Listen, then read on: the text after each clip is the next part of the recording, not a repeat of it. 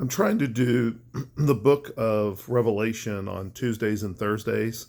And yesterday I thought it was important to kind of do an update when I felt like there was need for one. And I just thought I'd make up by doing Revelation today and tomorrow. But I am in no condition mentally to do a deep study right now. Um, Sometimes I don't know if you know what I'm talking about here, but I wake up and my eyes are still tired. I know that's an odd thing to say, but I feel like I'm just in a little bit of a zone, and I didn't want to go without at least doing something. So I thought I'd continue my movie reviews today. I was only going to try to do one of those a week and go over the retrospective, anything new that comes out that might be worth watching. Um, so I decided to do The Fog from 1980, and it's a John Carpenter film, and it seemed to me to be very much inspired by Shadows over Innsmouth. And I don't know if it inspired this, but it certainly looks like it from just the way the movie looks. That it might have actually inspired some of the aesthetics or maybe for some of the effects for Pirates of the Caribbean. And I know it seems kind of strange, but it just has that kind of look. And I say that it was possibly inspired by Shadows over Innsmouth because of the type of feeling of isolation that it's going for. And but this is one of those things that if you haven't watched you're probably not gonna know what I'm talking about. I'm not gonna be able to relay that on here. Um, Now I want to get to the next section of this, but I realize that there is just a flood of youth coming to this channel. Flood of youth.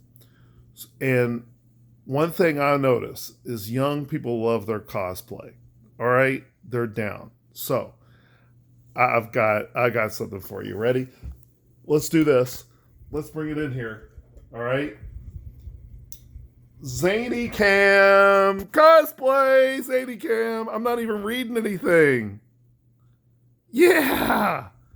Or that's by Howard Dean. Ah. Um, and she's into it. So here's the thing about these kind of movies that I want to talk about. And I'm not going to spend a lot of time talking about The Fog actually on this, but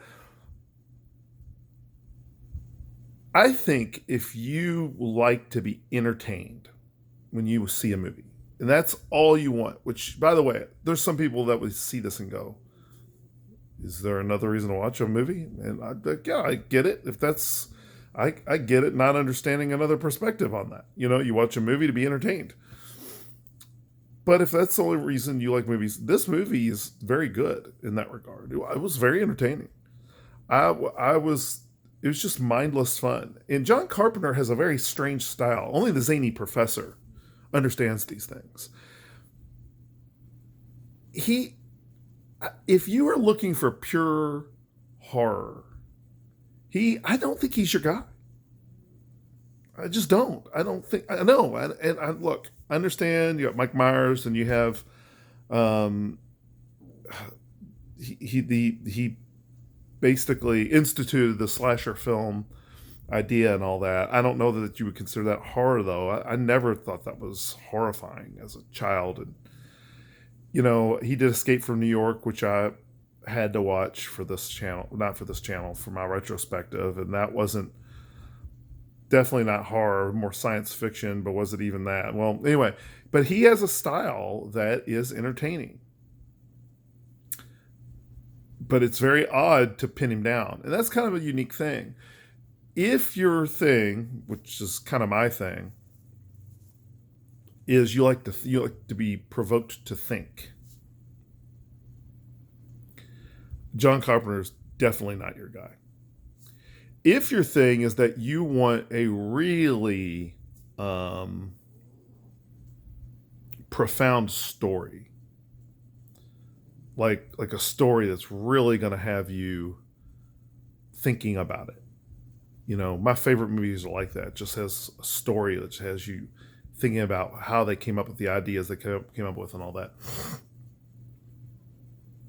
I just don't think John Carpenter gets the job done. I don't. I think he's the kind of guy you grab popcorn, you wake up, your eyes are tired, you don't have anything better to do, you got a little bit of time to kill. He's your guy.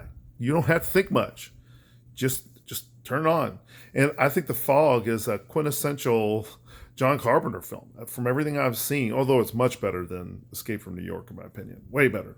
But I mean, it's better than a lot of movies that are being made today. To be honest with you, now is that me being just an old dude that old that doesn't can't get with the times? I'm cosplaying, so obviously I'm with it, right? So I don't know. I don't mean to sound too negative about the movie. I actually give the movie 3 stars. I think that there I can see some people out there saying, hey, there's some aspects you're not considering of the film," and that may very well be true. I only watched it once, and I didn't do a deep analysis. A lot of times you're not seeing the writings of these things, but I do a pretty deep analysis. I go into film history on some of this stuff and go into everything I've learned about storytelling and movie making.